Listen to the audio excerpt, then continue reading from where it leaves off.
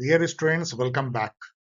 Today we are going to analyze a very interesting paper. आज हम लोग MP assistant professor 2026 के political science के पेपर को एनालाइज करेंगे. ऑफ कोर्स इसमें 150 क्वेश्चन है, तो इतना लंबा वीडियो हो जाएगा क्योंकि बहुत सारी बातें आपसे डिस्कस करनी है. So what we are doing, इसको दो पार्ट में हम लोग कर रहे हैं. दिस इज द पार्ट 1 और इसमें 75 क्वेश्चन है और फिर अगले वीडियो में पार्ट 2 में 75 टू 150. यदि आप सोच रहे हैं कि सर क्या बोल रहे हैं, तो आप देखना शुरू कर चुके हैं pol science help YouTube channel, जो एक छोटा सा प्रयास है रिसर्च बेस्ड नॉलेज को शेयर करने का. अभी तो खासकर सोशल साइंस में, वो भी पॉलिटिकल साइंस के लिए जनरली या मेजरली एग्जामिनेशन पर्पस से. जैसा मैंने बताया, आज चर्चा हम लोग कर रहे हैं one of the very interesting paper जिससे बहुत नॉलेज मिलेगी मेरे सभी स्टूडेंट को. MP assistant professor exam 2026 political science. Let us begin. आपको जानना चाहिए और मुझे आपको बताना चाहिए कि यदि आप फाउंडेशन बैच ज्वाइन करना चाहते हैं, जो फर्स्ट टाइम UGC नेट या असिस्टेंट प्रोफेसर इस टाइप के एग्जाम सेट PSC के लिए कोशिश की जा रही है, it is going very well, just started. यदि आप इस इंजॉइंग जर्नी को ज्वाइन करना चाहते हैं, तो आप अपने name, Telegram ID, mobile number mail करें इस मेल ID पे POLSciencehelp@gmail.com. स्पेलिंग आप बहुत सिंपल है, POLSC help@gmail.com. ये तो लिस्ट ऑफ बुक्स हैं. आपको यदि बेस्ट रिसोर्सेज चाहिए सबसे अफोर्डेबल प्राइस पे, तो अमेजन पे किंडल वर्जन में अवेलेबल है. मुझे बहुत आशा है कि मेरे स्टूडेंट अब तक इतने सालों में किंडल वर्जन से एक्वाइंट हुए होंगे, उनको उसमें मजा आता होगा. इन सब बुक की जो एक्चुअल क्लिकेबल डिस्क्रिप्शन बॉक्स में दी गई, वहां आप क्लिक करके सीधा आप वहां पहुंच सकते हैं. आपको यहाँ नोट करने की जरूरत नहीं है. अब आइए हम लोग एक एक करके क्वेश्चन को देखते हैं. यहाँ पे जो क्वेश्चन है, हरमन फाइनर की जो कंट्रीब्यूशन है कंपैरेटिव पॉलिटिक्स में, उसके बारे में पूछा गया है. इस टाइप के क्वेश्चन आप ऐसे नहीं कर सकते कि आपको पता होना है. आपको 4 ऑप्शन पढ़ने हैं और आप जान सकते हैं. इससे पहले कि हम हरमन फाइनर के इनको देखें, हरमन फाइनर जो है वो लिखते हैं the theory and practice of modern government. ये इनकी सबसे बड़ी रचना है कंपैरेटिव पॉलिटिक्स की. इसमें कंपेयर करते हैं डिफरेंट डिफरेंट जगह कैसी थ्योरी एंड प्रैक्टिस है. एक और थिंकर जो है, जो पब्लिक एडमिनिस्ट्रेशन में भी आते हैं, कंपैरेटिव पॉलिटिक्स में भी, कंपैरेटिव पब्लिक एडमिनिस्ट्रेशन में, वो है सैमुअल फाइनर. कई स्टूडेंट जो सैमुअल फाइनर को, जिसको SE फाइनर भी हम लोग लिखते हैं, उनसे जो है हरमन फाइनर को कंफ्यूज कर जाते हैं. इनकी सबसे जो फेमस बुक है वो the man on the horse back 1973 में. और सैमुअल फाइनर वो हैं जिन्होंने की इंटरेस्ट ग्रुप को या प्रेशर ग्रुप को एनोनिमस एम्पायर डिक्लेयर किया था. विद दिस इंफॉर्मेशन देखिए यहाँ पे ए ऑप्शन है exclusive emphasis on behavioural political, exclusive on behavioral political analysis, comparative institutional study of liberal democracy as a whole. तो आप देखिए सबसे लंबा सेंटेंस है और ये बहुत ही बैलेंस्ड है. आप देखें theory and practice of modern government, तो है क्या? Comparative institutional study of liberal democracy है. Rejection of country wide political analysis, तो ऐसे ही सेंटेंस है. Advocacy of Marxist, no he was not at all Marxist, liberal थे US के. तो this is a best standard answer जो आप चुनते हैं, और यही कला जो है, इससे आप इस टाइप के एग्जाम को क्रैक करते हैं, ना कि ब्रूट नॉलेज से. विच of the following is incorrect about CIC, central information commission? ये मिसचीफ क्वेश्चन है. मैं मिसचीफ क्वेश्चन उसको कहता हूं जिसमें कि कुछ भी आप नॉलेज नहीं लगा सकते हैं, रोट लर्निंग. अब देखिए ये सब सही है. It's jurisdiction cover all central public authority, it handle second appeal. होता क्या है कि जो सेंट्रल पब्लिक इंफॉर्मेशन ऑफिसर होते हैं, उसके अगेंस्ट में जो फर्स्ट अपील आप करते हैं, वो डिपार्टमेंट के ही किसी बड़े अधिकारी के द्वारा निपटाया जाता है. लेकिन उससे भी यदि आप संतुष्ट नहीं है, तो आप सेंट्रल इंफॉर्मेशन कमीशन के पास जा सकते हैं as a second appeal to your right to information. It can impose penalties, के पास पावर है पेनल्टीज की. तो एक ही बच जाता है कि जो गलत होगा, और ये गलत है, लेकिन आप सोचेंगे कि पता नहीं इसमें क्या गलत है. तो ये 10 अक्टूबर के बजाय जो है 12 अक्टूबर है. इसलिए मैं कहता हूं इसको मिसचीफ क्वेश्चन, और इस टाइप के क्वेश्चन नहीं पूछने चाहिए. पढ़ लीजिएगा इसको. अब यहाँ पे देखिए साइमन के बारे में 2 स्टेटमेंट है. Herbert Simon, logical positivism, rational choice approach, bounded rationality के. Simon equated administration with decision making. Of course उनका कहना था कि organisation is nothing but site of decision making, तो सही है। Simon refer to the traditional principles of administration as proverb, myth and proverb, कोई scientific नहीं है। इन्होंने मतलब एक तरह से उन्होंने चैलेंज किया कि कोई साइंटिफिक प्रिंसिपल नहीं है, तो दोनों ही सही है, बिल्कुल आसान question. Which of the following statement is not correct in the context of Organization of American State? ये क्वेश्चन इसलिए अच्छा है कि आपको कुछ नॉलेज देता है। ये ना OAS actually is the oldest regional organization in the world है, क्योंकि ये 1948 में बनता है, यहाँ इसने खुद दिया हुआ है। अब सोचिए इससे पुराना तो कोई भी रीजनल ऑर्गेनाइजेशन नहीं है। इवन यदि आप नाटो को भी कोई ऑर्गेनाइजेशन माने, वैसे तो वो मिलिट्री ऑर्गेनाइजेशन तो भी 1949 की है। तो इस हिसाब से ऑर्गेनाइजेशन ऑफ अमेरिकन स्टेट, इसमें सारे जो नॉर्थ एंड साउथ अमेरिका के स्टेट हैं वो इसके मेंबर बनते हैं, जो लगभग 35 के आसपास है। तो ये सही है करंटली ये भी कि 35 इंडिपेंडेंट स्टेट जो अमेरिका के मेंबर हैं। वैसे इसमें कुछ तकनीकी कमी है इस सेंटेंस में, क्योंकि इसमें से कुछ मेंबर निकल गए हैं, कुछ सस्पेंड है। आप इसको पढ़ लीजिए यदि बहुत डीपर नॉलेज चाहिए तो एक ही बचता है जो गलत है, और वो गलत इसलिए भी लगता है कि it originated in the first international conference of American state 1980। जब ये 1948 में बना है, इस इंफॉर्मेशन को आपको जानना चाहिए, तो फिर 1890 से कोई नाता ही नहीं है। तो ये भी एक तरह का आसान क्वेश्चन है।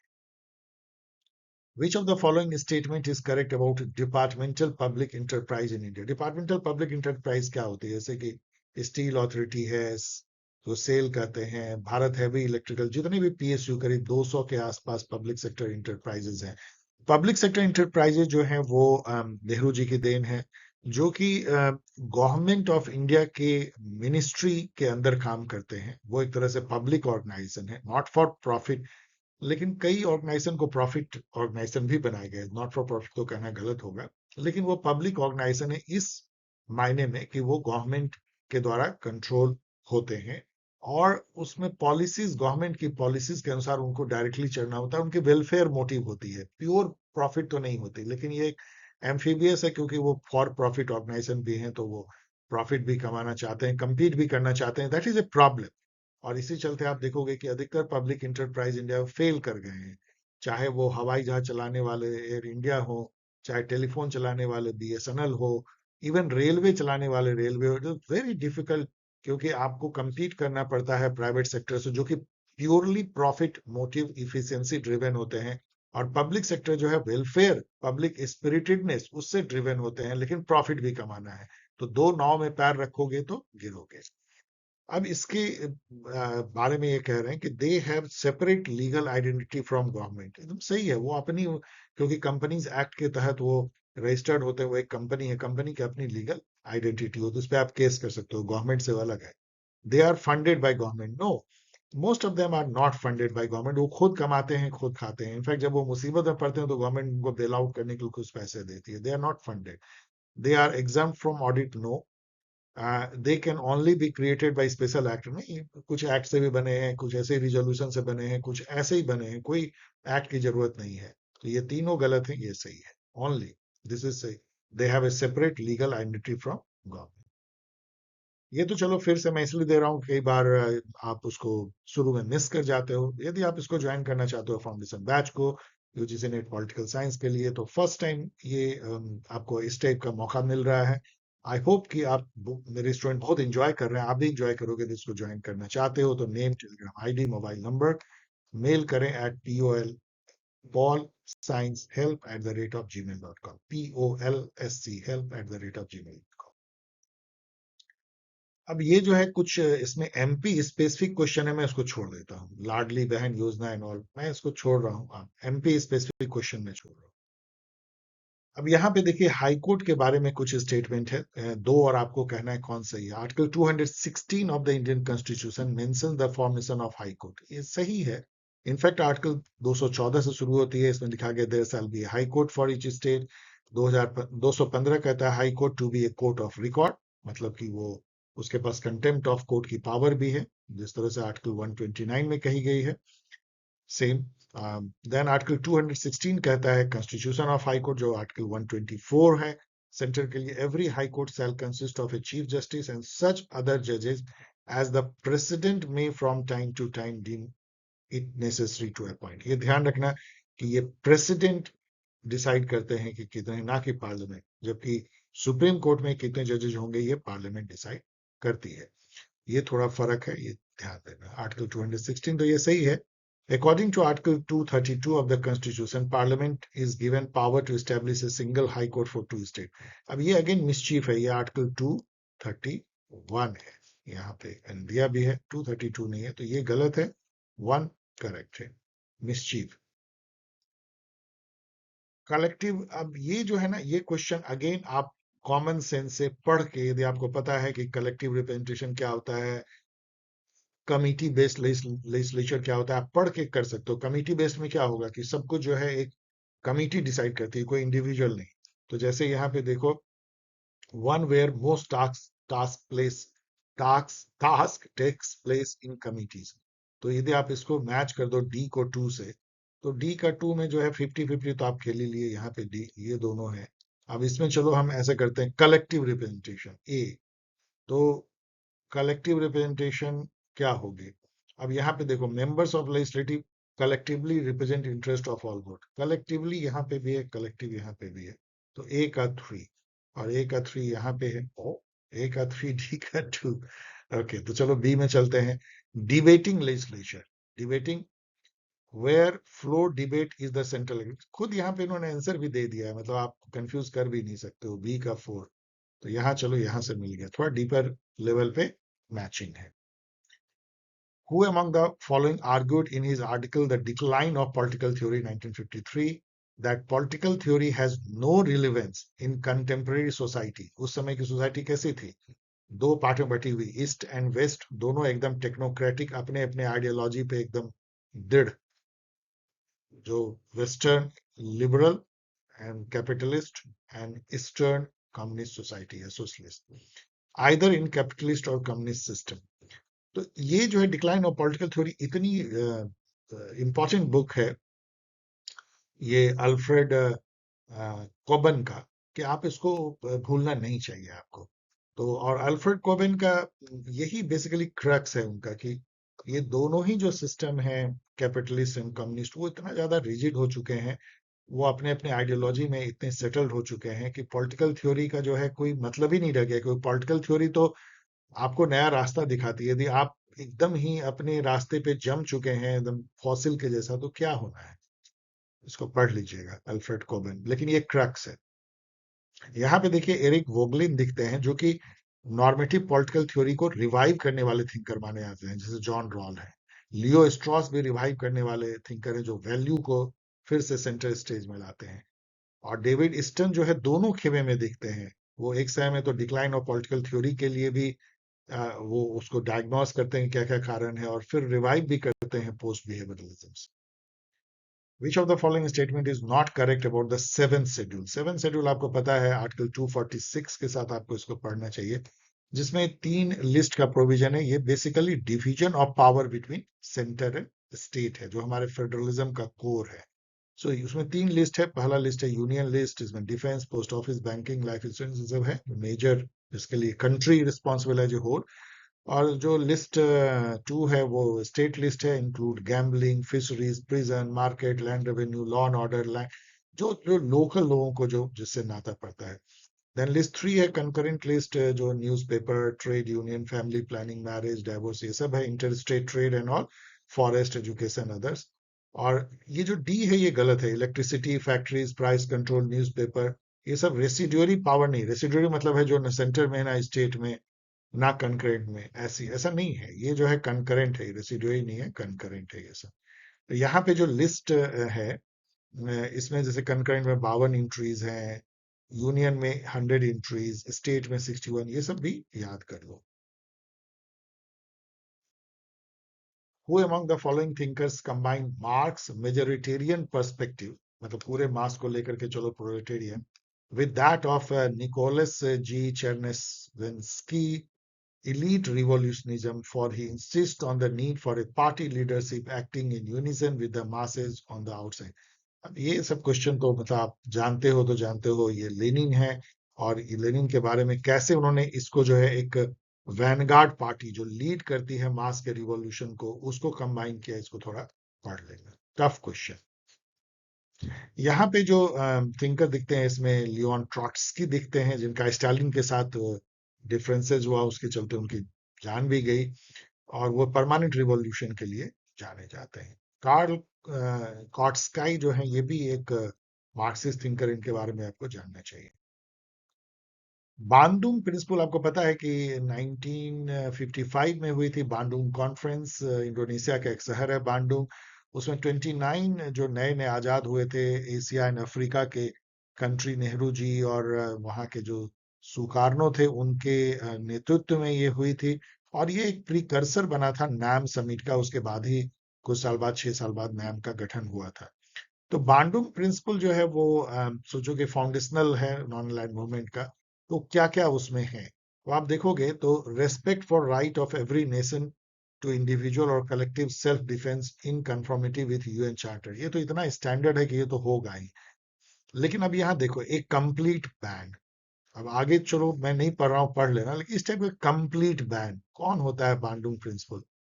Dispute exclusively through judicial settlement, मतलब कि और किसी मेथड से होगा ही नहीं, कोई बातचीत से नहीं होगा, कोई समझौते से नहीं होगा। तो ये सब जो है ना, ये सब आउटलैंडिश फ्रेजेज हैं, इसको ऐसे ही तुम आप बाहर निकाल सकते हो। तो केवल एक सही है। Which critic commented on John Rawls that he is profoundly wrong but almost perfectly relevant?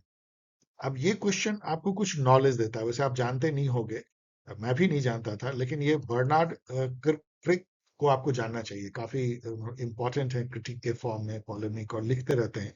लिखा है इन्होंने काफी कुछ, जो इसका बुक भी देखना चाहिए। जो ये बातें कह रहे हैं वो आपको समझने की है, नॉट ये क्वेश्चन। बेसिकली इसको पढ़ लेना। वो ये कहते हैं, पढ़ लेना, मैं इसको एक्सप्लेन कर रहा हूँ केवल, कि वो ये कहते हैं कि रॉल ने क्या किया, एक सोशलिस्टिक प्रिंसिपल बनाने की कोशिश की। डिफरेंस प्रिंसिपल क्या था कि भाई गरीब लोगों को ज्यादा मिलेगा, जो समाज में गरीब गुरबा पिछड़े हैं, तो इनइक्वल डिस्ट्रीब्यूशन को बर्दाश्त किया सकता है। कहने का मतलब है कि कुछ ज्यादा दे दो उनको जो कि बेचारे पीछे छूट गए हैं। ठीक है, सोशलिस्टिक पैटर्न है, सोशल इक्विटी है, सोशल जस्टिस है। लेकिन इन्होंने क्या किया ना, उसको मोरलिटी से हटा दिया, मोरलिटी एथिक्स से हटा दिया, मोरल फिलॉसफी नहीं। ये केवल इसके बेसिस पे था, रैशनलिटी मतलब बुद्धि चतुराई के बेसिस पे, एक चतुर समाज क्या करेगा। तो उन्होंने जस्टिस को जो है ना मोरल फिलॉसफी से सेपरेट करने की कोशिश की।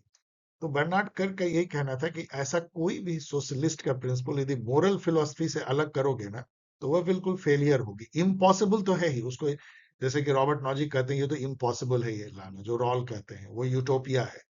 लेकिन वो ना एक तरह का अनडिजायरेबल भी है, क्योंकि आप मोरल फिलॉसफी से इस टाइप के सोशलिज्म को अलग नहीं कर सकते हो।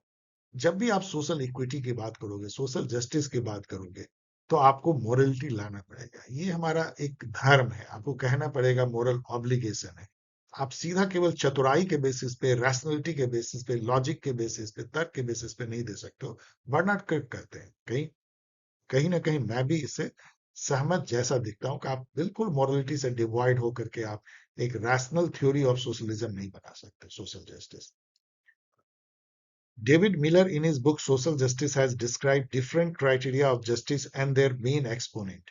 अब मैच करना, ये भी आप ना थोड़े थोड़े से नॉलेज यदि आपको थिंकर्स का हो, जैसे पीटर क्रोपोटकिन जो है, ये एक यूटोपिक सोशलिस्ट जैसे हैं, एनार्किस्ट भी है।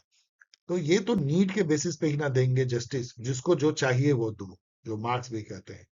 तो इससे यदि आप इनको मिलाओगे, तो C2 एक ही में है, आपका ये क्रैक हो जाता है। इसका मतलब है कि डेविड ह्यूम, जो कि एक प्रोटो इंपेरिसिस्ट थे, मतलब वो इंपेरिसिज्म के जो पैशन, फीलिंग, इन सब को काफी तवज्जो देते थे, ब्रूट रैशनलिटी के ऊपर।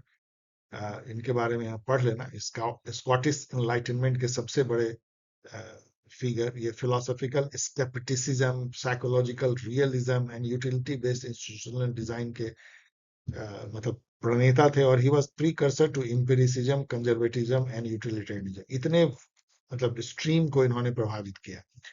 तो वो तो राइट्स के आधार पे ही जाएंगे, तो कंजर्वेटिव राइट्स के आधार पे, और मेरिट के आधार पे हर्बर्ट स्पेंसर को भी आपको जानना चाहिए।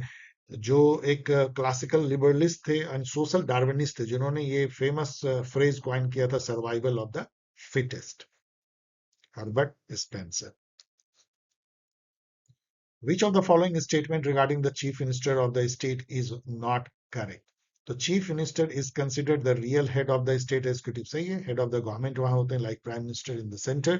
He is the supreme political ruler in the state, सही बात ये भी है. The chief minister is appointed under article 163, no 164, यहाँ पे पढ़ ले 164. The appointment of chief minister is the first step in the formation of council of ministers. तो केवल यही statement गलत है. Who is the author of the book The Evolution of International Economic Order? अब ये सब बिल्कुल आर्बिट क्वेश्चन है, आप जानते हो तो जानते हो, जस्ट जान. Which of the following statement regarding the speaker and deputy speaker of the Madhya Pradesh Legislative Assembly is not correct? ये किसी भी legislative, मध्य प्रदेश छोड़ दो, deputy speaker of the state आप पढ़ सकते हो. तो speaker and deputy speaker of the legislative assembly are elected by member of the legislative assembly, वही चुनते हैं, सही है. When the membership of the speaker and deputy speaker of the assembly ends, they have to leave their post. यदि मान लो हार गए चुनाव में, वो जीते ही नहीं, तो उनको छोड़ना पड़ेगा. The deputy speaker submits his resignation to speaker and speaker submit to deputy and speaker submits his resignation to governor. Governor? No, no. हाँ, दोनों एक दूसरे को सौंपते हैं. Deputy speaker submits his resignation to, तो ये गलत है, क्योंकि स्पीकर जो है वो वाइस वर्सा है, लाइक प्रेसिडेंट जो है वाइस प्रेसिडेंट को रेजिग्नेशन देते हैं, और वाइस प्रेसिडेंट प्रेसिडेंट को, same way speaker to deputy speaker, deputy speaker to speaker. तो ये गलत है. तो ये इसका मतलब सही होगा, when the post of both the speaker and deputy speaker falls vacant. A member appointed नहीं है, ये इलेक्टेड है, ये थोड़ा गलत है. Elected by the house acts as a speaker, इसको थोड़ा पढ़ लेना, आर्टिकल 178 को इलेक्ट करते हैं ना कि अपॉइंट. अपॉइंट तो कोई दूसरा बाहर से जैसे गवर्नर एंड अदर अपॉइंट कर देते हैं, but this is definitely wrong. यहाँ पे जो मैच करना है थिंकर है और उनका जो थॉट है, तो इसमें ना यदि आप मेरी तरह जानते हो, क्योंकि सार्टोरी ने जो ये डेमो प्रोटेक्शन डेमो पावर दिया था बहुत फेमस है. अब यदि ये फ्रेज आप जानते हो तो आप इसको क्रैक कर सकते हो, क्योंकि ए का 3 जो है, ए का 3 क्रैक तो नहीं कर पाओगे क्योंकि 2 में ए का 3 है, लेकिन फिर भी 50-50 कर लोगे. अब यहाँ पे आपको थोड़ा परेशानी आ सकती है. वैसे एलेक्स द टॉकवेल जो है, कई स्टूडेंट इसको सोशल डेमोक्रेसी के साथ जाएंगे, क्योंकि he was for a kind of, जैसे जॉन रॉल ने कहा था ना, social equity, social democracy, a balance between liberal democracy and socialism kind of thought उनका था. सैमुअल हंटिंगटन जो है वो डेमोक्रेटिक डिस्टेम्पर के लिए जाना जाता है. यहाँ डिस्टेम्पर वो पेंट वाला डिस्टेम्पर नहीं है. डिस्टेम्पर एक बीमारी है, एक वायरल शायद बीमारी है. वो ये कहते हैं डेमोक्रेटिक डिस्टेम्पर जो है ना, जैसे अभी इंडिया में आप देखोगे तो वो दिख रहा है. ये कहते हैं कि जब पीपल बात बात पे सड़क पे निकल आए ना, और डिमांड इतना बढ़ा दें कि गवर्नमेंट जो है वो गवर्न करना उसको मुश्किल हो जाए, वो बिल्कुल चारों तरफ से घिर जाए, तो ये जो है डेमोक्रेटिक डिस्टेम्पर है. डेमोक्रेसी का ह्रास भी उससे होता है. सॉरी, इनफैक्ट जिस बेसिस पे उन्होंने ये कहा था, वो कोई बहुत पॉजिटिव वे में नहीं कहा था. उनका बेसिकली ये कहना था सैमुअल हंटिंगटन का, कि जो इंस्टीट्यूशनल जो कैपेसिटी होती है डेवलपिंग कंट्री में, वो लिमिटेड होती है. यदि कुछ ज्यादा पीपल सड़क पे निकल आए, पार्टिसिपेट करने लगे, बात बात पे जो है वो डिमांड करने लगे, तो वो कैपेसिटी इंस्टीट्यूशन की इतनी नहीं उसको पूरा कर सके, उससे पॉलिटिकल डीके होती है, उस पर डिबेट किया जा सकता है. डेमोक्रेटिक डिस्टेम्पर तो आप मिला लो, सी का 4 तो इसी में है, तो ये सही है. इसका मतलब टॉगलियाटी, जो कि इटालियन कम्युनिस्ट पार्टी के बहुत बड़े लीडर थे, उन्होंने प्रोग्रेसिव डेमोक्रेसी दिया होगा. इसके बारे में और पढ़ सकते हो. यहाँ जो डेमो प्रोटेक्शन और डेमो पावर है, इस पे 2 लाइन में बोलूंगा कि डेमोक्रेसी में सार्टरी कहते हैं, सार्टरी पॉलिटिकल पार्टी के बारे में नहीं कहते, वो डेमोक्रेसी पे भी लिखते हैं. उनका कहना होता है कि पीपल को जो है गवर्नमेंट के आर्बिट्री पावर, टिरेनिकल पावर से बचाना है, तो फंडामेंटल राइट मिलना चाहिए. एंड डेमो पावर का मतलब है पीपल को एम्पावर करना चाहिए, को पार्टिसिपेट कर सकें, वो खुद डिसीजन मेकिंग करवा सके. मतलब पीपल को फील होना चाहिए कि वो जो है वही राजा है. अब यहाँ देखोगे तो सैमुअल हंटिंगटन से काफी हट करके है। जैसे अभी इंडिया में जैसे बच्चे लोग अपने हाथ में कमान ले रहे हैं, स्कूल का सोशल ऑडिट कर रहे हैं, those are demo power. Two statement है financial administration account for public fund. Of course financial administration जो है, जो गवर्नमेंट ऑफ इंडिया के होगी, जो सीएजी करते हैं, वो पब्लिक फंड का ही तो लेखा जोखा है, ऑडिट है, अकाउंट है। Audit does not control expenditure. अब यहाँ पे ना आपका इसका जो ऑफिशियल आंसर है वो एक्चुअली ये होगा कि audit does not control expenditure, क्योंकि ऑडिट जो है पोस्ट मैटम करता है। जब एक बार कोई चीज हो जाता है, मान लो कि बहुत ज्यादा खर्चा हो गया, अब ऑडिट जो है वो पीछे जाती है और देखती है खर्चा नहीं होना चाहिए, रोक नहीं पाती है खर्चा। तो वैसे ये स्टेटमेंट टेक्निकली सही है, लेकिन मैं आपको एक बार बताता हूँ, इस चीज को समझो, टेक्निकली सही होना और प्रैक्टिस में सही होना दोनों अलग बात है। ऑडिट एक्सपेंडिचर कंट्रोल करती है। एक बार किसी विभाग का यदि ऑडिट हो जाए और ये क्वेश्चन उठ जाए कि ये विभाग ने इस काम के लिए ज्यादा पैसे खर्च किए, तो वो विभाग इतना सचेत हो जाता है कि अगली बार से वो एक्सपेंडिचर बहुत कंट्रोल करता है, या ऑडिट के डर से एक्सपेंडिचर कंट्रोल की जाती है। वो उसी तरह की बात है कि राइट टू इन्फॉर्मेशन जो है कोई पब्लिक ग्रीवांस सॉल्व करने का मेथड नहीं है। आपकी कोई शिकायत दूर नहीं करता, आपको सूचना देता है, लेकिन जब आप उसको मांगते हो कोई सूचना, तो डिपार्टमेंट इतनी डर जाती है कि आपके ग्रीवांस को दूर करके ही आपको सूचना देती है। इसी तरीके से audit also control expenditure indirectly. तो आप क्या बोलोगे? जो भी मन करे बोल दो, ये तो सही है, ये टेक्निकली गलत लेकिन अदरवाइज सही। लॉ ऑफ द पीपल जो है, वी ऑल नो कि 1999 में जॉन रॉल की ग्लोबल जस्टिस पे बुक है, तो ए का 4 यदि हम देखें, ए का 4 केवल एक में है। अब चलो बाकी आप मिला लेना, सब बहुत ही फेमस बुक है। कॉन्स्टिट्यूशनल लिबर्टी है का origin of totalitarianism Hannah Arendt की, और डिस्कोर्स ऑन लिबी जो है वो मैकियावेली की। यहाँ तो मिल ही गया, एक ही से मिल गया। अब यहाँ पे जो है मध्य प्रदेश है, तो आप मैं इसको छोड़ रहा हूँ।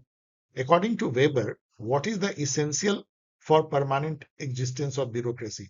मतलब ब्यूरोक्रेसी आप जो है कैसे चला सकते हो गवर्नमेंट में? ऑफ कोर्स यहाँ पे लिखा भी नहीं है, पर आप जो है टैक्सेशन से ही चला सकते हो। मतलब आप सोचो ना, हम लोग जो टैक्स पे करते हैं उसका एक मेजर हिस्सा जो हमारी पब्लिक एडमिनिस्ट्रेशन है, स्टेट और सेंट्रल गवर्नमेंट और पब्लिक सेक्टर के एम्प्लॉय, उनको सैलरी में जाती है, याद रखना। एंड जजेस। स्टेटमेंट वन है Woodrow Wilson separated politics administration. कौन बोलेगा नहीं? उन्होंने एक बुक लिखा था, स्टडी ऑफ एडमिनिस्ट्रेशन 1887। उसी से शुरुआत होती है पब्लिक एडमिनिस्ट्रेशन के पढ़ाई की, और वहीं पे उन्होंने जो है एक सेपरेशन कर दिया था पॉलिटिक्स एंड एडमिनिस्ट्रेशन में। पॉलिटिक्स मतलब जो पॉलिसी बनाएगी, एडमिनिस्ट्रेशन उस पॉलिसी को टेक्नोक्रेटिक इफिशिएंट वे में, न्यूट्रल वे में इंप्लीमेंट करेगी। गुडनॉ जो है 13 साल बाद बुक लिखते हैं पॉलिटिक्स एंड एडमिनिस्ट्रेशन, और भी उस डिफरेंस को वो बढ़ा देते हैं। गुडनॉ जो है एक बहुत फेमस स्टेटमेंट देते हैं कि politics is related to expression of the state will. State क्या चाहता है, जनरल विल याद करो, पॉलिसी मेकिंग, और एडमिनिस्ट्रेशन उस विल को जो है एग्जीक्यूट करता है। That's all.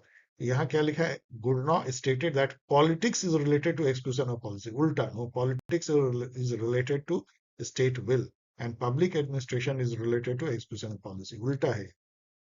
सो केवल स्टेटमेंट वन करेक्ट है। Which of the following facts are correct? Parliamentary system में real chief executive prime minister होता है, यस। जबकि नॉमिनल चीफ जो है, चीफ एग्जीक्यूटिव नहीं, nominal head of the state president होता है। प्रेसिडेंशियल सिस्टम में रियल चीफ एग्जीक्यूटिव प्रेसिडेंट होता है। इंडिया में president is real and nominal executive. No, president जो है वो नॉमिनल हेड ऑफ स्टेट है, ना कि नॉमिनल एग्जीक्यूटिव रियल नॉमिनल। गलत है, ये गलत है। तो 1 और 2। अब ये स्टेटमेंट देखो, under the Indian constitution a governor has been provided for every state. ये सही है। आर्टिकल 153 में लिखा हुआ है there shall be a governor for each state. There is a provision in the constitution that the same person can be appointed governor of 2 states and 2 or more state भी है। एक ही बार बोलता हूँ, यहाँ लिखा हुआ है, ये 7th अमेंडमेंट इसमें जोड़ा गया था, provided that nothing in this article shall prevent the appointment of the same person as governor for 2 or more states। ये भी है, सही है। दो या दो से अधिक स्टेट के भी हो सकते हैं।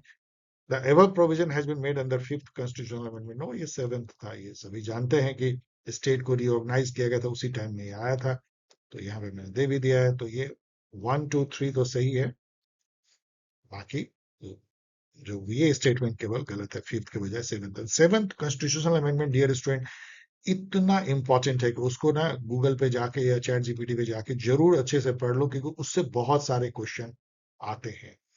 उसमें जो जो जो जो प्रोविजंस हैं, कई कई ऐसे प्रोविजंस हैं, कई चेंजेस ऐसे हैं जिसमें कि पूछा जाता है। आइए 26 नंबर क्वेश्चन देखते हैं। Consider the following statement and select correct answer. The primary function of the UN is to prevent and eliminate threats to world peace। ये तो कोई बोलेगा ये सही है, उसके चार्टर में सबसे पहले यही लिखा हुआ है। तो वन तो करेक्ट है, लेकिन टू थ्री को देखिए। Resolutions adopted by the Security Council under chapter 8 of the UN Charter are binding। अब यहाँ पे इन्होंने मिसचीव किया है। चैप्टर 7 है जो कि यूएनएससी पीस बाय फोर्स, मतलब वो चैप्टर 7 में है। चैप्टर 6 है पीस बाय पीसफुल मीन्स। तो चैप्टर 7 के अंतर्गत यदि यूएनएससी कोई रिजोल्यूशन पास करता है तो वो बाइंडिंग होता है, सभी स्टेट को उसको मानना पड़ता है। वहां वीटो वोटो होती है, उसके चलते कुछ हो नहीं पाता है। लेकिन तो ये जो है चैप्टर 8 नहीं, चैप्टर 8 तो रीजनल अरेंजमेंट और एग्रीमेंट है, रीजनल अरेंजमेंट कर लीजिए। तो चैप्टर 8 वो भी जानना चाहिए। Chapter 7 is there. Under Article 43 of the UN Charter, every state has the obligation to make available its armed forces in accordance with the resolution passed by the Security Council। ये भी थोड़ा tough है, क्योंकि article 23 में ये नहीं है कि आपको रिजोल्यूशन पास हो जाए तो आपको देना ही है फोर्स, कोई जबरदस्ती थोड़ी है। यहाँ पे with in accordance with A special agreement और एग्रीमेंट्स, जैसे इंडिया भेजती है लेकिन यूएन के साथ उसका एग्रीमेंट होना चाहिए। कोई ऐसा नहीं कि रिजोल्यूशन पास हो जाएगा कि इंडिया को देना है और इंडिया को देना है, लाइक दैट। तो ये दोनों गलत हैं, लेकिन ये थोड़ा टफ क्वेश्चन है। ये आपको ये इंडिकेट करता है कि यूएन के चैप्टर्स और आर्टिकल्स को थोड़ा एक बार देख जाइए। मैं हमेशा कहता हूँ यदि आप इस तरह के एग्जाम दे रहे हैं, यूजीसी नेट असिस्टेंट प्रोफेसर, तो जितने चैप्टर हैं और जितने आर्टिकल हैं नेट पे मिल जाएगा, आराम से उसको देख लीजिए। How have commercialization, fragmentation and globalization transformed political communication in a 21st century? ये क्वेश्चन उस टाइप का है ना कि आपको पढ़ के वहीं पे निकालना है, और सबसे बड़ा जो सेंटेंस होता है वो सबसे सही होता है। यहाँ फ्रैगमेंटेशन है, यहाँ भी फ्रैगमेंटेशन है। तो by fragmenting shared political experience and weakening political participation. अब मैं एक्सप्लेन नहीं कर रहा हूँ, कई तरीके से किया सकता है, लेकिन इन सबको पढ़ोगे ना तो आपको ऐसे ही लगेगा ये सब गलत है। मैं पढ़ नहीं रहा हूँ टाइम बचाने के लिए, लेकिन ये सब कॉमन सेंसिकल है, और यही सब वो आर्ट है जिससे कि आप कंप्लीट करते हो, ना कि केवल ब्रूट रोट लर्निंग से। Hold office during the pleasure of the government, इसमें से कौन सा, देखिए यहाँ पे ठीक से लिखा भी नहीं है। तो ये सारे जो chief minister of state, minister of state, member of civil services state, advocate general, यदि आप सेंटर में देखो तो पीएम, उसकी जो काउंसिल ऑफ मिनिस्टर है वो, मेंबर ऑफ सिविल सर्विसेज और अटॉर्नी जनरल, सभी जो है प्रेसिडेंट के प्लेजर पे काम करते हैं। मतलब उनका कोई फिक्स टेन्योर नहीं होता। आर्टिकल 64 में देखो क्या लिखा हुआ है, बहुत चीज है, लेकिन and the minister shall hold office during the pleasure of governor. और मिनिस्टर में सीएम भी होता है, याद रखना कि CM is no different than minister, PM is no different than minister.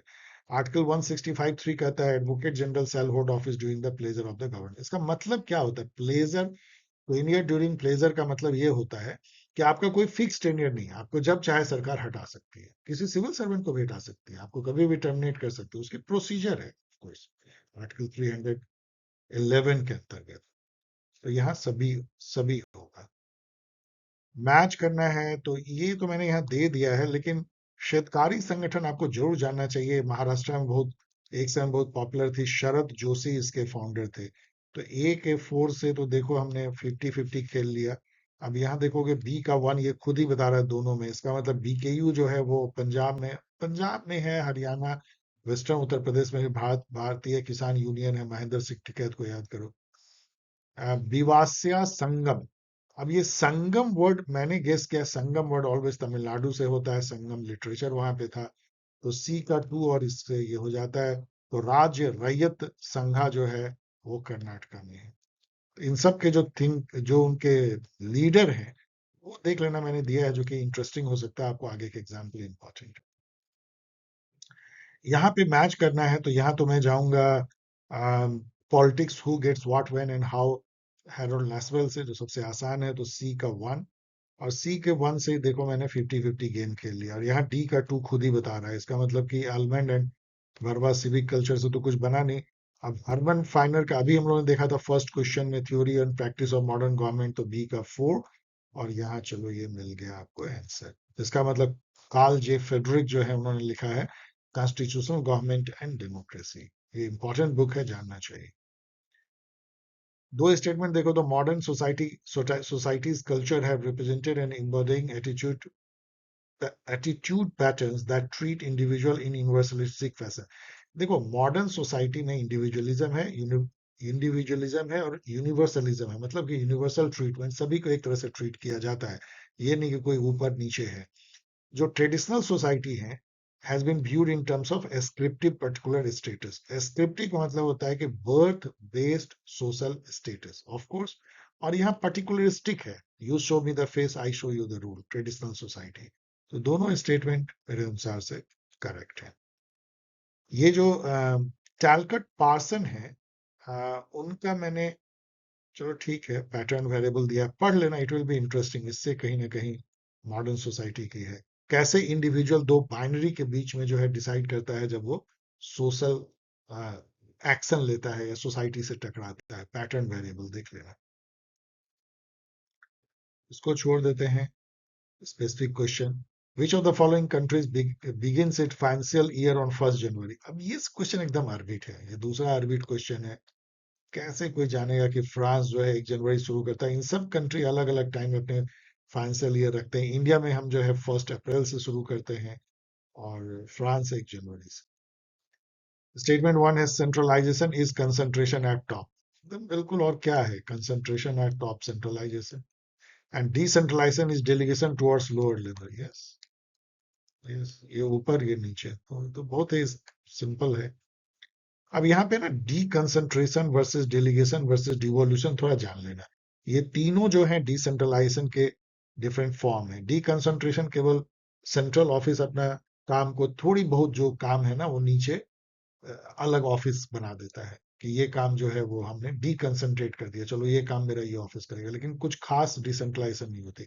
Delegation is a very substantive decentralization, जिसमें कि जो सेंट्रल ऑफिस होता है वो अपनी पावर को नीचे के ऑफिस को डेलीगेट कर देता है कि तुम डिसीजन ले सकते हो, लेकिन ओवरऑल रिस्पॉन्सिबिलिटी और कंट्रोल फिर भी सेंट्रल ऑफिस का रहता है। Devolution is complete delegation plus accountability plus all everything, तुम नीचे छोड़ देते हो, सभी के लिए वो अकाउंटेबल है। This is the highest form of decentralize. Which of the following factors does not prevent women from joining politics? ये अभी यूजीसी नेट में भी ये क्वेश्चन पूछा गया था। ये सब बहुत सब्जेक्टिव क्वेश्चन है। क्या आप कहोगे कि increasing corruption in politics, criminalisation of politics, declining moral standard in politics औरतों को रोकती है? क्या औरतें क्रिमिनलाइजेशन से घबराती हैं? क्या वो करप्शन से घबराती हैं? क्या मोरल स्टैंडर्ड उनका हाई है? आई डोंट नो क्या है। वैसे इसका सही आंसर ये, गवर्नमेंट पॉलिसी एंड प्रोग्राम क्यों रोकेगी, लेकिन क्या ये सभी चीजें रोकती हैं क्या औरतों को आने से? I don't think so. Anyways, ये सब क्वेश्चनेबल क्वेश्चन है।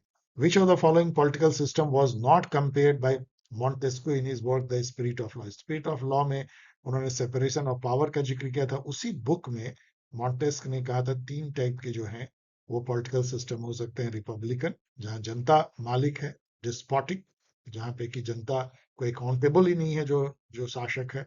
और monarchical, monarchical is always considered good. याद रखना, monarchical is a virtuous single rule, जैसे ब्रिटेन में है, जापान में है, आज के डेट में नीदरलैंड में है। इतनी ही कंट्री में मोनार्किकल है और उसको बहुत वर्चुअस माना जाता है। Which was the first state in India to establish the office of Lokayukta and Upalokayukta. ये इतना घिसा पिटा क्वेश्चन हो गया है। जब फर्स्ट स्टेट की बात आती है तो जैसे इसी तरह से कोई बोले कि फर्स्ट स्टेट जहां पंचायती राज इंस्टीट्यूशन हुआ तो वो राजस्थान था। इसी तरह से कहाँ फर्स्ट स्टेट है जहाँ सोशल ऑडिट शुरू किया गया, कहाँ वीवीपैट किया गया, कहाँ नोटा किया गया। इस टाइप की चीजें जो है फर्स्ट फर्स्ट फर्स्ट ये सब आती रहती हैं, आप याद कर लो। Consider the following statement with reference to general will of Rousseau. तो टीएच ग्रीन कहते हैं कि general will as common consciousness of the common ideal. सही है ये ये तो कॉमन गुड की बात ही करते थे और जनरल विल तो कॉमन गुड की बात करता है। General will is form from two element. पहला है will of the general people, मतलब अधिकतर पीपल क्या चाहते हैं, और दूसरा है कि जनरल इंटरेस्ट क्या है, कॉमन इंटरेस्ट क्या है या कॉमन गुड क्या है। और वो कहते हैं कि ये जो will of the majority of the people है वो इतना इंपॉर्टेंट नहीं है, लेकिन कॉमन इंटरेस्ट इंपॉर्टेंट है। Of the two element the second is more important than first. ये भी सब सही है, तीनों ही सही है। एक बार और पढ़ लेना टीएच ग्रीन का क्या थॉट है जनरल विल के बारे में। Consider the following statement with reference to Aristotle's work politics. अब ये थोड़ा फैक्चुअल है। पॉलिटिक्स डिवाइड इनटू 8 पार्ट, मान लो सही है, रट लो। द फर्स्ट पार्ट जो है वो नेचर ऑफ द स्टेट जो है वो एंड सिस्टम ऑफ स्लेवरी बताता है, हाउस होल्ड एंड स्टेट बताता है, ये सही है, इसको भी रट लो। Second part discusses Plato's ideal state, यहाँ गलत है। ये सेकेंड पार्ट जो है प्लेटो का आइडियल स्टेट डिस्कस करता है, वो अपना अल्टरनेटिव देता है। और थर्ड एंड फोर्थ पार्ट जो है उनके 6 आइडियल टाइप ऑफ कॉन्स्टिट्यूशन को देता है। तो ये दोनों गलत हो गया, लेकिन ये जस्ट उसको रिवर्स कर दो। तो 1 2 आर करेक्ट, यहाँ पढ़ लेंगे। Hague convention codified law of war, इसको रट लो, अच्छा है, थोड़ा और नेट पे जाके पढ़ लो। हेग कन्वेंशन जो है लॉ को, लॉ ऑफ वॉर को कोडिफाई करता है। जिनेवा कन्वेंशन, चार चार जिनेवा कन्वेंशन हुआ, उसमें mainly humanitarian treatment during the war है। जो नॉन मिलिट्री लोग हैं उनको कैसे प्रोटेक्ट किया जाए, जो प्रिजनर ऑफ वॉर है उनको कैसे, अधिकार उनके क्या है, उनको कोई ट्रीट कैसे अच्छे से किया जाए वॉर में, वो विभीषिका नहीं हो, वो मोरल परवर्सन नहीं हो, इन सब की बातें। Geneva convention. International humanitarian law applies only to state not to non state, गलत है। इवन नॉन स्टेट एक्टर्स जो हैं, जो कि स्टेट नहीं है, उन पे भी ह्यूमैनिटेरियन लॉ जो है, इंटरनेशनल ह्यूमैनिटेरियन लॉ अप्लाई होता है। ये जानना चाहिए आपको। तो 1 एंड 2 ये तो चलो छोड़ देते हैं इसको, मध्य प्रदेश का है। Which of the following statement regarding district administration, in Madhya Pradesh छोड़ दो, कहीं का भी। Since the district administration function under the state government, it acts as a representative of the state government. कौन बोलेगा नहीं? District administration being the supreme in the district, it is the head of overall government governance. Collector वहां का समझो chief minister है। The district administration act as N intermediary between the state government and the people of the district. कौन बोलेगा नहीं? सही है। The term district is mentioned in article 234। अब यहाँ आके ये कंफ्यूज कर गया, क्योंकि दोनों आर्टिकल में डिस्ट्रिक्ट वर्ड मेंशन है। आर्टिकल 233 में भी है अपॉइंटमेंट ऑफ डिस्ट्रिक्ट जजेस, तो डिस्ट्रिक्ट है। और 234 में validation of appointment and judgment and delivered by certain district जजेस, दोनों में डिस्ट्रिक्ट। अब क्या बोलोगे? तो ये इनवैलिड क्वेश्चन है, दोनों आर्टिकल में है, तो ये भी सही है, तो उसमें से कोई गलत है ही नहीं। The major criticism of the Marxian approach in comparative political analysis is that, सबसे बड़ा कौन सा है सेंटेंस ये? अब मैं सबको नहीं पढ़ रहा हूँ टाइम बचाने के लिए, लेकिन देखो क्या करता है।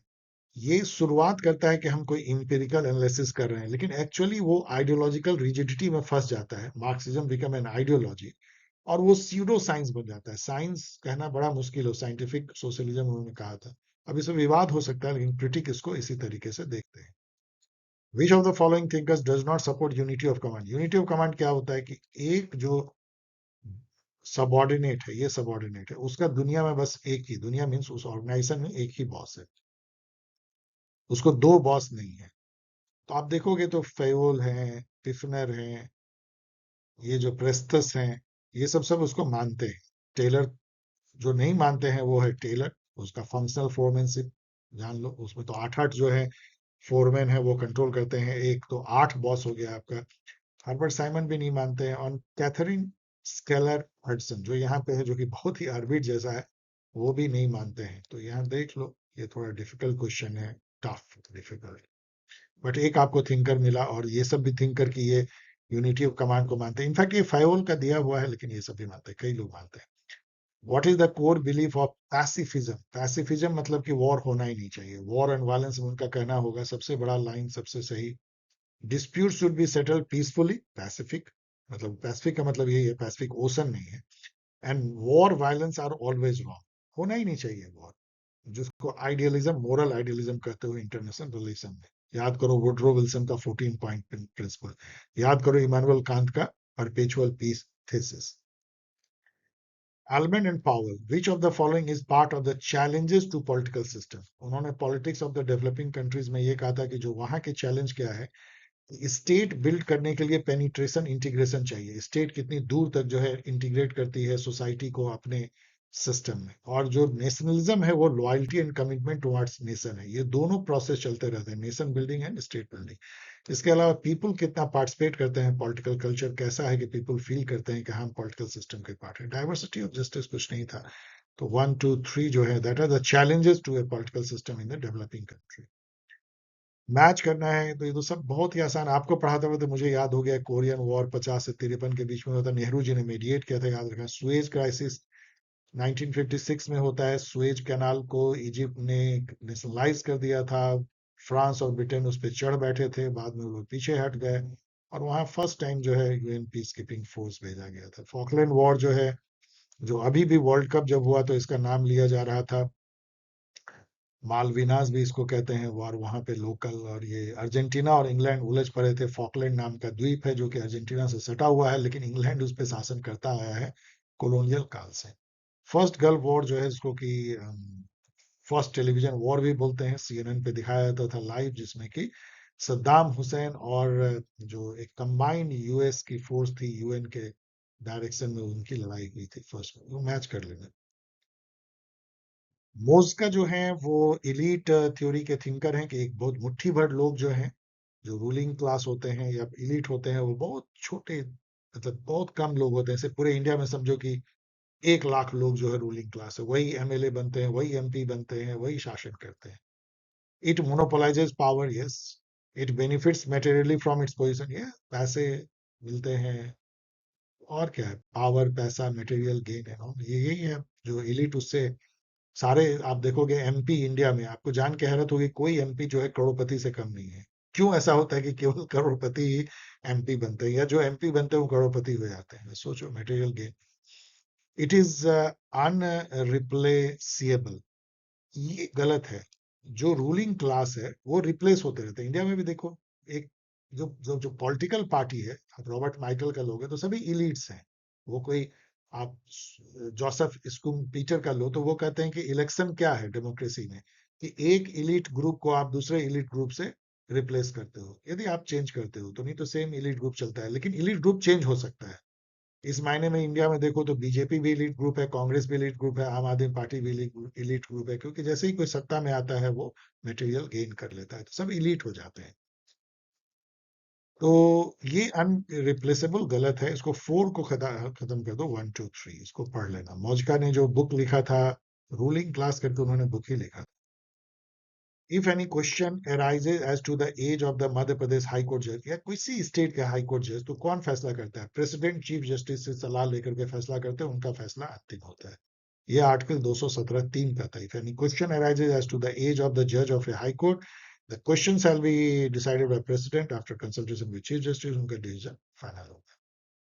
सो president in consultation with chief justice. यहाँ पे देखो गवर्नर के बारे में है, जो चीफ मिनिस्टर की कुछ ड्यूटी है गवर्नर को, ये आर्टिकल 167 में लिखा है। इसका पैरेलल आर्टिकल जो है 78 है, जो प्राइम मिनिस्टर की ड्यूटी है प्रेसिडेंट को। तो ये दोनों स्टेटमेंट सही है, पढ़ लेना ये, और इसको भी पढ़ लेना, क्योंकि ये इतना लंबा चौड़ा मैं पढ़ के अपना इस वीडियो को और लंबा नहीं करना चाहता। बस बेसिकली क्या है कि गवर्नर को चीफ मिनिस्टर या प्राइम मिनिस्टर को, गवर्नर या प्रेसिडेंट को बताना है कि क्या चल रहा है कंट्री में, पॉलिटिकल सिचुएशन क्या है, काउंसिल ऑफ मिनिस्टर जो है वो क्या क्या प्रपोजल ला रही है, क्या लेजिस्लेशन लाने वाले हम हैं। और यदि कोई मिनिस्टर ने कोई डिसीजन ले लिया है लेकिन वो काउंसिल में, लेजिस्लेटिव मतलब काउंसिल ऑफ मिनिस्टर में डिस्कशन नहीं हुआ है, तो वो सभी बताते हैं कि चलो हम इसको डिस्कस कर लेंगे, और कुछ डायरेक्शन भी लेते हैं। तो बोथ स्टेटमेंट है ट्रू। अब यहाँ पे तो चलो ये स्पेसिफिक है, लेकिन मैंने इसको पढ़ा तो अब ये क्या है ना, एनीमिया से लड़ने के लिए कौन सा स्कीम होगा? तो एनीमिया जो है पीलापन लाता है, खून कम हो जाता है, तो लालिमा अभियान होगा तो सही। एनीवेज, मैं उसको कर नहीं रहा हूँ। Who among the following thinkers reiterate that Marxist-Leninist view of revolution as the means of actualizing socialism? But unlike Marx and Lenin, he considered the peasantry to be revolutionary by insisting that Chinese revolution. इतना ज्यादा hint कोई आपको दे दे तो माओ जेदान छोड़ के क्या होगा? Peasant को लेके, ना कि प्रोलेटेरियन रिवॉल्यूशन उन्होंने किया China. In which year was the first? छोड़ दो। In which following thinker the state of nature represent state of all? ये सब लड्डू क्वेश्चन है, मतलब war of all against all। अब यहाँ पे देखो, इसमें से कौन मिलिट्री ऑर्गेनाइजेशन नहीं है? अरब लीग नहीं है, अफ्रीकन यूनिटी ऑर्गेनाइजेशन जिससे कि निकली एयू निकली है, अफ्रीकन यूनियन, वो भी नहीं है, एशियन भी नहीं है। तो 2 4 5 तो बिल्कुल नहीं है। लेकिन सेंटो, सीटो, नाटो, ये सब मिलिट्री ऑर्गेनाइजेशन, यहाँ पढ़ लेना। इन सब का कब कब सेटअप हुआ है मैंने दे दिया है, क्रोनोलॉजिकली यूज होगा। Chief executive is at the top of administrative hierarchy, कौन बोलेगा नहीं, सीईओ तो, सीईओ यही तो टॉप में होता है, तो ये सही है। In private organization general manager serves as chief, no, general manager नहीं, एमडी बोलते हैं, मैनेजिंग डायरेक्टर या सीएमडी। सो ये रॉन्ग है, तो केवल एक स्टेटमेंट सही है।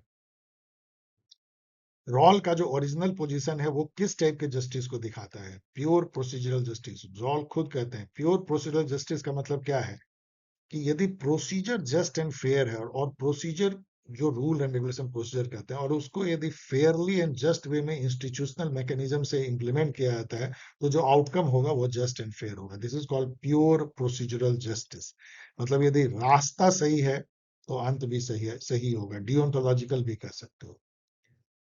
The distinction between traditional and empirical approaches in comparative political analysis fundamentally rests upon, again ये एक तीसरा क्वेश्चन है जो सब्जेक्टिव है, आपको अपना कॉमन सेंस लगाना है। सबसे लंबा स्टेटमेंट, ट्रेडिशनल और मॉडर्न में क्या फर्क है, या इंपेरिकल में, कि यहाँ फैक्ट वैल्यू डायकोटमी, जो इंपेरिकल अप्रोच है वो फैक्ट और वैल्यू को सेपरेट कर देता है, ट्रेडिशनल जो है वो सेपरेट नहीं करता है, वो नॉर्मेटिव वैल्यू होती है, और ये वैल्यू न्यूट्रल होता है इंपेरिकल, और जो ट्रेडिशनल होता है वैल्यू लोडेड। किस थिंकर ने इंटीग्रेशन को जो है intellectual foundation stone of behaviourism बनाया। अभी इसके आगे भी पढ़ने की जरूरत नहीं है, देखो डेविड ईस्टन ने 8 जो है फीचर दिया था बिहेवियरलिज्म का, उसमें आप पढ़ लेना, यहाँ इंटीग्रेशन भी है। तो ये जो है इंटेलेक्चुअल फादर ऑफ बिहेवियरलिज्म भी है और पोस्ट बिहेवियरलिज्म भी है। हिंज इलेव को जरूर पढ़ लेना, ये काफी काफी तरह का इन्होंने बिहेवियरलिज्म पे काम किया, लेजिस्लेटिव बिहेवियर, वोटर बिहेवियर, जो जो पीपल का, सिटीजन का बिहेवियर, इनकी बहुत सारी बुक है, पढ़ना बहुत ही मजेदार है, थोड़ा सा इनके बारे में जानना है। पॉलिटिकल सोशलाइजेशन क्या होता है, किस तरीके से आप जानते हो कि पॉलिटिक्स क्या है, पॉलिटिकल कल्चर क्या है, आपको घर में, स्कूल में, खास करके स्कूल में, कॉलेज में, पॉलिटिकल पार्टीज, मीडिया, अब आजकल यूट्यूब, सोशल मीडिया आपको सोशलाइज करती है। तो ये क्यों इंपॉर्टेंट है, ये एक तरह का स्टेबलाइजिंग फोर्स है, लेकिन सोशलाइजेशन डिस्टेबलाइजिंग भी हो सकता है यदि आपको गलत ढंग से सोशलाइज किया जाए, जो प्रधानमंत्री ने कहा ना, दिमागी नक्सल। यदि आपको पहले से ही जो है स्टेट के अगेंस्ट भड़का दिया जाए, गवर्नमेंट के अगेंस्ट काफी आपको रेडिकलाइज कर दिया जाए, तो वो भी एक डिस्टेबलाइजिंग भी हो सकता है। लेकिन चलो ये तो एक डिबेट की बात है, मैं इस पे डिबेट नहीं कर रहा हूँ प्रधानमंत्री की उस बात पे, लेकिन मैंने कल एग्जाम्पल दिया, मैं कोई पक्ष नहीं ले रहा हूँ। लेकिन जनरली जो है पॉलिटिकल सोशलाइजेशन स्टेबलाइजिंग होता है, क्योंकि आप जब पॉलिटिकल कल्चर को जानते हो, तो एक्चुअली क्या हो रहा है, it is transmitting the existing political culture across generation. मतलब आप जनरेशन टू जनरेशन जो है, लेकिन आप देखोगे कि जेन जी जो है वो सोशलाइज जो है वो अपने मिलेनियम जनरेशन से नहीं हो रही है, मिलेनियम जनरेशन के जो वैल्यूज हैं उससे बहुत अलग जा रही है, वो सोशलाइज लैटरली अपने थॉट से, सोशल मीडिया से हो रही है, दुनिया में क्या हो रहा है, इसलिए जेन जी बहुत ही अलग जैसे, या जेन अल्फा बहुत अलग ढंग से सोच रहे हैं। ऐसा भी हो सकता है कि जेन अल्फा भी जो है जेन जी से प्रभावित ना हो, एक अलग ढंग से अपनी सोच बनाए, तो ये पूरा क्वेश्चनेबल हो जाता है। 61 देखो, according to Aurobindo passive resistance, अब ये पढ़ लेना, पैसिव रेजिस्टेंस बेसिकली ऑरबिंदो का उसी तरह का थॉट था जैसे गांधी जी का सत्याग्रह, दोनों में जो फर्क है मैंने यहाँ दे दिया है। पैसिव रेजिस्टेंस एक टैक्टिकल काइंड ऑफ स्ट्रैटेजी था, मूवमेंट था, जो कि नॉन कॉपरेशन करके, स्वदेशी को प्रमोट करके, घेराव करके आप उसको थका दो और अपना बात मनवा लो, यही बात यहाँ पे वो कहते हैं। लेकिन गांधी जी का जो है एक मोरल फोर्स था सत्याग्रह, it was grounded in moral truth, soul force and spiritual transformation of the adversary also। उस तरह का कोई प्रयास अरविंदो के पैसिव रेजिस्टेंस में नहीं था, ये बहुत सही है। Which of the following was jointly initiated by India and France towards solar energy cooperation? ये आपको जानना चाहिए कि इंटरनेशनल सोलर अलायंस जो है ISA, जिसके हेडक्वार्टर गुरुग्राम में है, इंडिया के ही जो मिस्टर माथुर हैं वो उसके डीजी हैं शायद अभी तक, और ये जो है ये इंडिया और फ्रांस का ज्वाइंट प्रयास था। अब तो उसमें खैर यूएसए ने भी ज्वाइन कर लिया, 123 कंट्री ज्वाइन कर लिए हैं, वो कंट्री जो ज्योग्राफी की मैं बात कर रहा हूँ, जो कि ट्रॉपिक ऑफ कैंसर मतलब कर्क रेखा और ट्रॉपिक ऑफ कैप्रिकॉर्न के बीच में 23.5 नॉर्थ साउथ के बीच में है, वो इन्होंने ज्वाइन कर लिया, जहां पे कि सन साइन रहता है पूरे सालों भर, तो उसको जो इंटरनेशनल सोलर अलायंस कहते हैं। अब देखो ये जो 3 जनरेशन की जो है कार्ल वेसेक ने दिया था, ये भी याद कर लो। फर्स्ट जनरेशन जो है सिविल पॉलिटिकल राइट है, second generation economic social and cultural right, and third generation जो है group right, solidarity right, indigenous people के right, environmental right and all. अब यहाँ पे है कि इसमें से कौन सही मैच है। गौरवला रिपोर्ट जो है one of the first administrative reform committee थी 1951 में, एडी गौरवाला रिपोर्ट, तो ये सही है। एल के झा कमीशन 1981 में बनी थी, हमें दे दिया है। कई सारी कमेटी थी एल के झा की, वो बहुत वो ब्यूरोक्रेट थे। तो इसमें से एक था एडमिनिस्ट्रेटिव रिफॉर्म कमीशन 1981, लेकिन right to information act we all know कि 2005 में आई है, तो ये गलत है। तो एक और दो इसमें सही है। Who said defining institutional mission and role is a key function of leadership. Again ये तीसरा आर्बिट क्वेश्चन है। जानते हो फिलिप स्लेंजनिक जो है, इन्होंने दिया था, इन्होंने एक बुक लिखी थी leadership in administration, a sociological interpretation. उसमें उन्होंने कहा था defining institutional mission and role is a key function leadership. Chester Barnard का फंक्शन ऑफ एग्जीक्यूटिव जानो, इसके भी 3 फंक्शन एग्जीक्यूटिव के देख लेना। Herbert Simon, who does not know, and Luther Gulick, post. ये तो चलो इसको छोड़ देते हैं। स्पेसिफिक क्वेश्चन है, primary driving force in international relation according to Marxist and neo Marxist या क्रिटिकल थिंकर, फ्रैंकफर्ट स्कूल, सभी जो थोड़ा नियो मार्क्सिज्म है, उनके लिए इकोनॉमिक स्ट्रक्चर जो कि कोर एंड पेरिफेरी का है, डेवलप्ड एंड डेवलपिंग कंट्री का, एंड क्लास स्ट्रगल, यही दो जो है इंटरनेशनल रिलेशन के डिटर्मिनेंट एंड ड्राइविंग फोर्स है, ना कि balance of military power, treaties, national identity. Consider the following statement about India and European Union and select the correct। अब ये जो इतना स्पेसिफिक है ना कि 2024 में इतना यूरो का ट्रेड हुआ, इंडिया ने इतना एक्सपोर्ट किया, इंपोर्ट किया, ये तो सही है कि EU largest trading, one of the largest trading partner, ASEAN, China, USA के साथ में। तो ये तीनों को आप ऐसे स्टेटमेंट को ना आप गलत कह ही नहीं सकते हो, तो सबको सही मानो। John Rawls' famous work, A Theory of Justice, was published in the US in 1971, not 75। जान लो, ये बहुत ही फेमस बुक है, सब इसकी ईयर तो याद रखनी चाहिए। तो वन को खत्म कर दो, तो वन यदि खत्म हो गया तो चलो अब देखते हैं। In it he argued that a good society requires many virtues, लेकिन सबसे पहला वर्च्यू जो है वो जस्टिस है, first virtue of any social system. ये सही है, टू सही है। This work was written during a period when civil right movement and black people movement, black people के राइट जो है यूएस में सर चढ़ के बोल रहा था। यस, यस, रोजा park and Martin Luther junior and all, सब ह्यूमन राइट मूवमेंट वहां चल रहा था कि ब्लैक पीपल को मिले black people rights and all. तो ये सही है। तो जो जो तो थिंकर होते हैं ना, अपने काल के शिशु होते हैं, उस काल में चूंकि इस तरह का चल रहा था, तो जस्टिस एज फेयरनेस उनको देना ही था, उन्होंने दिया। Which branch of feminism argues that gender equality can be achieved through equal political and civil rights without fundamentally changing the existing international system या इंटरनेट या इवन एग्जिस्टिंग सोशल सिस्टम? तो इसको क्या बोलोगे? लिबरल फेमिनिज्म, जो जो जो जिसमें कि राजा राम मोहन रॉय आते हैं, जेएस मिल आते हैं, मैरी वुllstonecraft आते हैं, वो क्वेश्चन नहीं करते हैं समाज के सोशल स्ट्रक्चर को, उसको एक्सेप्ट कर लेते हैं, वुमेन के रोल को भी एक्सेप्ट कर लेते हैं, लेकिन कहते हैं कि इनको इक्वलिटी दो, प्राइवेट पब्लिक दोनों में इक्वलिटी होनी चाहिए, दोनों क्षेत्र में। एलडी वाइट की जो प्रिंसिपल है, उसके अनुसार से उन्होंने फर्स्ट टेक्स्ट बुक लिखा था, इसमें से कौन सा डिसिप्लिनरी एक्शन बनता है सिविल सर्वेंट पे या पब्लिक एडमिनिस्ट्रेशन पे या किसी administrator? Refusing oral order that violate service rule. ऐसा ऑर्डर दोगे जो कि सर्विस रूल के अगेंस्ट हो, तो क्यों मानना चाहिए? नहीं मानना चाहिए। थोड़ा पढ़ना, ये बहुत उटपटांग ढंग से लिखा है। Deliberate non enforcement of law पे तो होना चाहिए एडमिनिस्ट्रेटिव एक्शन, डिसिप्लिनरी एक्शन। कोई लॉ है उसको आप लागू ही ना करो। आस्किंग क्लैरिफिकेशन, तो ये तो सही है, क्यों उस पर एक्शन होना चाहिए। एक्सप्रेसिंग पॉलिसी डिसएग्रीमेंट अलाउड है। Consider the following statement regarding Robert Nozick's theory of justice. इन्होंने 1974 में बुक लिखा था, ये एनार्की स्टेट यूटोपिया, 3 साल बाद जॉन पॉल के।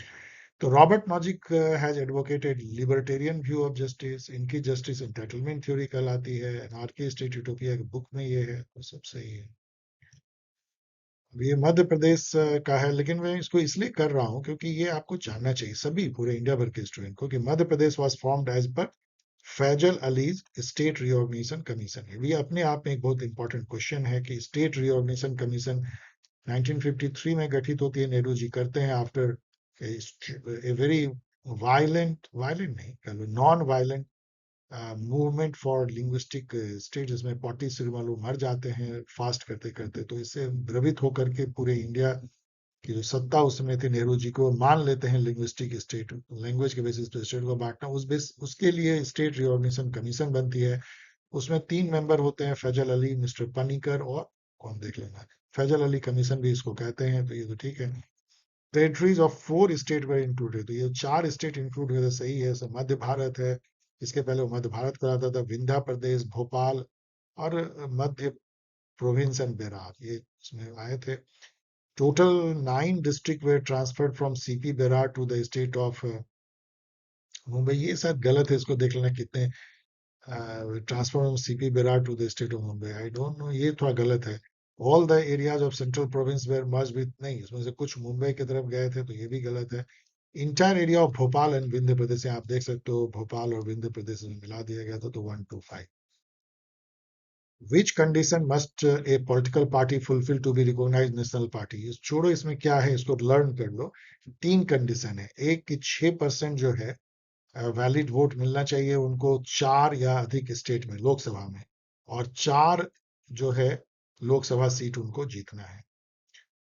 तो ये जो मैं कह रहा हूँ लोकसभा की जरूरत नहीं है, जो स्टेट में इलेक्शन होता है उसमें भी यदि 6% वोट आप ले आते हो 4 या अधिक स्टेट में, और लोकसभा के 4 सीट जीत लेते हो, ये दोनों यदि करते हो तो, या और कह लो, या 2% सीट जो है लोकसभा का जीत लेते हो, एटलीस्ट 3 स्टेट से, 3 स्टेट ले लो, और 2% कितना हुआ, 11 सीट लगभग जो है लोकसभा के आप जीत लेते हो 3 स्टेट से, या आप 4 स्टेट में आप जो है रिकॉग्नाइज स्टेट पार्टी बन जाते हैं। तो ये तीनों में से कुछ भी होगा, तो आप 4 का फॉर्मूला याद रखो, 6%, 4 स्टेट, ज्यादा ज्यादा इंपॉर्टेंट है। नेशनल पार्टी, अभी कितने नेशनल पार्टी ये भी जान लो। नेशनल पार्टी में जो कांग्रेस बीजेपी के अलावा आम आदमी पार्टी है, और एक नॉर्थ ईस्ट की पीपीपी है, पीपीपी है देख लेना, पीपुल्स पार्टी कुछ है, तो वो है।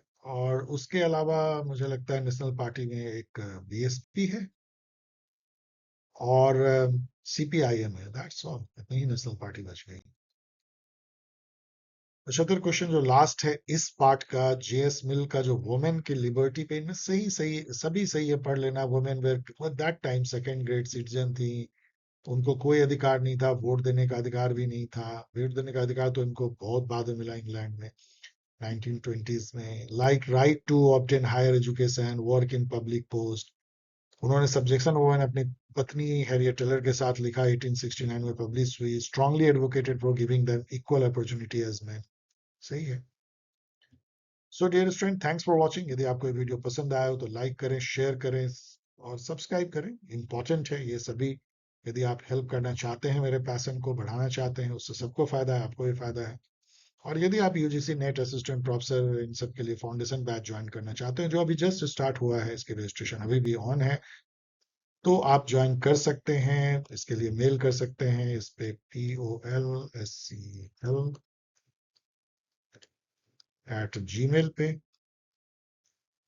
.com। और यदि आप सीयूईटी पीजी की फाउंडेशन बैच का इंतजार कर रहे हैं तो सितंबर में स्टार्ट होगी। आप इस तरीके से जो है आप पॉल साइंस हेल्प तक पहुंच सकते हैं। वेबसाइट है पॉल, बस एक आपको वर्ड याद रखना है, pol science help, POLSC help, सब में एक ही है। वेबसाइट paulsciencehelp.in है, ईमेल paulsciencehelp@gmail.com है। टेलीग्राम चैनल इतना जानने की जरूरत नहीं, @paulsciencehelp है, और ट्विटर @paulsciencehelp। ट्विटर को अधिक से अधिक ज्वाइन करें, क्योंकि उससे हम ट्विटर के थ्रू एनटी एंड अदर के इश्यूज उठा सकते हैं। अभी मैंने कुछ इशू उठाए हैं, बहुत सारे उसमें व्यू हुए हैं, और उससे बहुत फर्क भी पड़ रहा है। यदि आप अधिक से अधिक उसको फॉलो करेंगे, इस हैंडल को @paul science help, तो आपको और सभी पॉल साइंस हेल्प के स्टूडेंट को इंडिया भर को फायदा होगा। ओके, मिलेंगे किसी एक और वीडियो के साथ, तब तक के लिए टेक केयर, बाय।